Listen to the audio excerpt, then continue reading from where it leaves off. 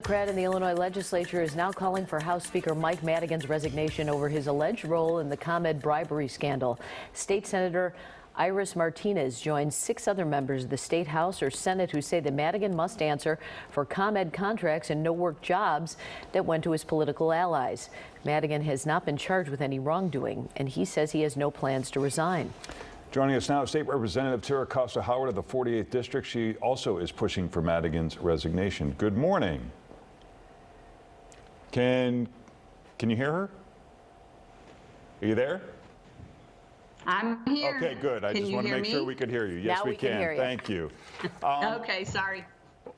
ComEd admitted trying to bribe the Speaker's office, so obviously they felt that tactic would work. What does that say to you about the perception of the Speaker's office?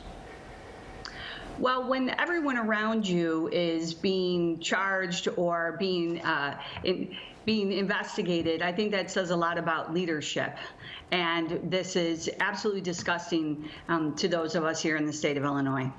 And why is it that only, just a handful of Democrats have come out and really said that he should step down? Is it, we had heard he was reaching out to a lot of representatives to see if he had their support. Have you heard from other representatives saying they're on the fence?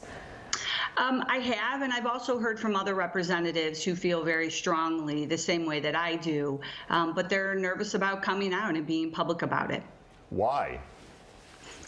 Well, as you may have also heard, there are those phone calls that are being made trying to, intimidate people to step down and not speak out. And I believe that it's important for us to be able to look at ourselves every day in the mirror and try to know and tell our families that we have to stand up for what's right. And the people of Illinois deserve that. Has the Speaker reached out to you?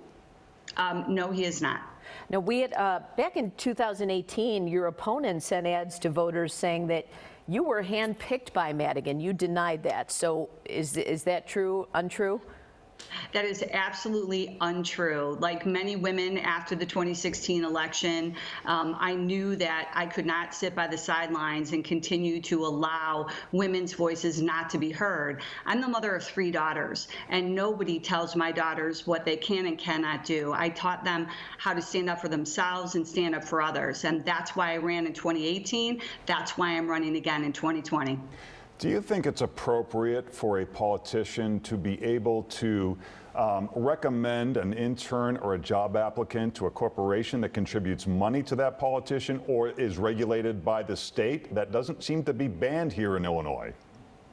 It doesn't, and it is troubling. We have to have some major ethics reform. The people of the state of Illinois look to us to lead, and if we do not put our best foot forward and we do not exude the confidence, how do people have confidence in us? We have a very difficult time right now here in Illinois and nationwide. We have a global pandemic, and we need people who can lead, and we need people to trust us. All right, State Representative Tara Costa Howard, thanks so much for being with us this morning.